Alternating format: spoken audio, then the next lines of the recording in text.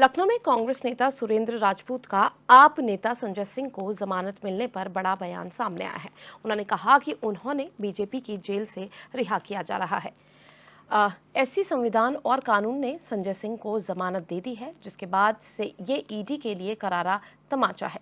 उन्होंने कहा कि ईडी को अब संविधान के मुताबिक काम करना चाहिए, नहीं तो सभी को परिणाम भुगतना होगा।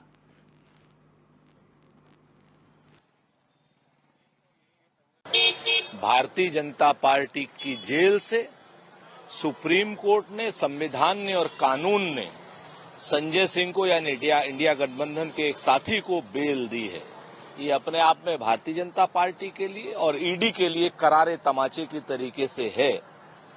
भारतीय जनता पार्टी और उसकी जो एजेंसी है ईडी, ये अभी भी संवैधानिक काम करे, वरना निश्चित तौर पर सभी को गैर संवैधानिक काम करने के लिए कॉन्सिक्वेंसेस। तो आपको बता दें, संजय सिंह को जमानत मिलने पर जो सियासत है वो गर्म हो गई है। कांग्रेस नेता सुरेंद्र राजपूत का ये बड़ा बयान आपको हमने यहाँ पर सुनाया, जहाँ पर संजय को बीजेपी की जेल से रिहा किया जा रहा है। इस पर बयान दिया गया, ये ईडी के लिए करारा तमाचा है। ये सुरेंद्र राजपूत की तरफ से ये बयान जारी किया गया है। तो संजय सिंह को जमानत मिलने पर जो सियासत है वो साफ तौर पर यहाँ पर गर्म होती हुई नजर आ रही है। तो सुरेंद्र राजपूत ने कहना है कि ये ईडी के लिए बड़ा तमाचा है। ईडी को संविधान के मुताबिक काम करना चाहिए, तो ईडी को कटघरे में खड़ा कर दिया गया है।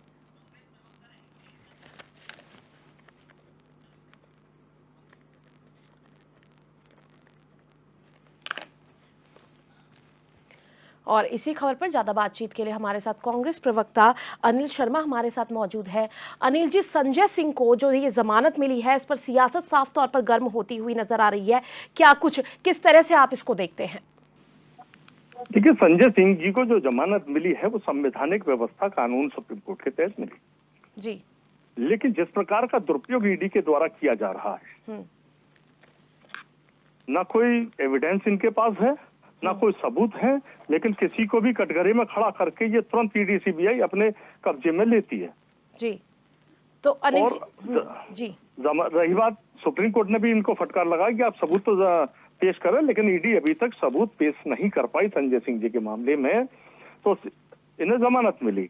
ये वास्तव में ईडी को सबक लेना चाहिए कि आप जो है सत्ता के दबाव में इस प्रकार की कार्रवाई ना करें, क्योंकि केवल सारी विपक्ष के प्रति कार्रवाई होती है और सत्ता पक्ष में जो व्यक्ति जुड़ जाता है उसके प्रति कोई कार्रवाई नहीं होती है। उसको बिल्कुल दूध का धुला साबित कर दिया जाता है। ये साबित करता है कि संजय सिंह जी बीजेपी की जेल से रिहा हो रहे हैं और ये स्वर्णिम अवसर है कि ये एक सबक है ईडी के लिए।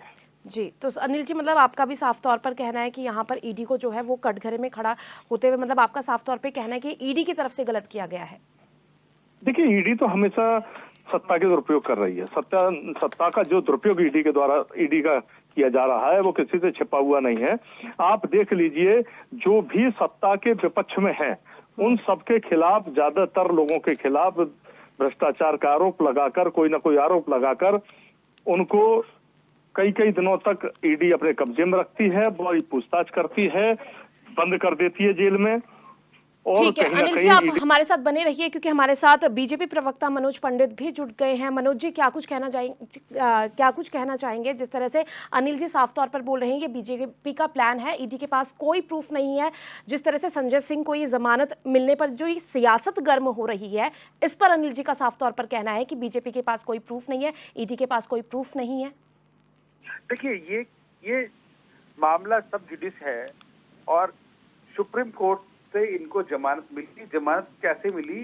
जब ईडी ने जमानत को अपोज करने से मना कर दिया कि ठीक है, कोई बात नहीं, जितनी पूछताछ हमने करनी थी, जो साक्ष्य लेने थे, जो चीजें लेनी थी, वो हम ले चुके हैं। अब इस बात से फर्क नहीं पड़ता कि संजय सिंह बाहर रहे अंदर, और संजय सिंह को बरी नहीं किया गया है, तो केस से थोड़ी बरी किया उनको।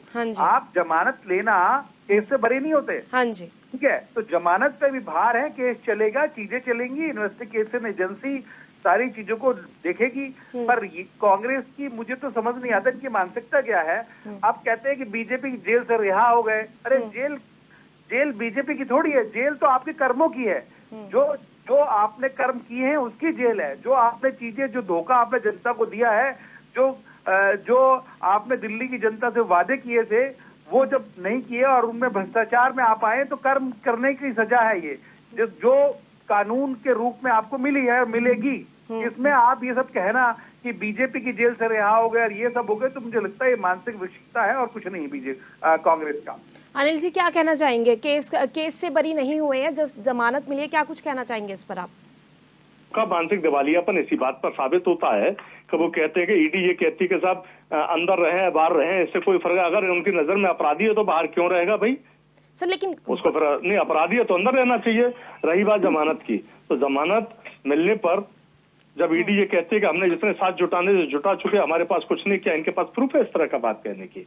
बीजेपी वालों की जो सूझबूझ है वो बिल्कुल उनका पैमाना छलक चुका है।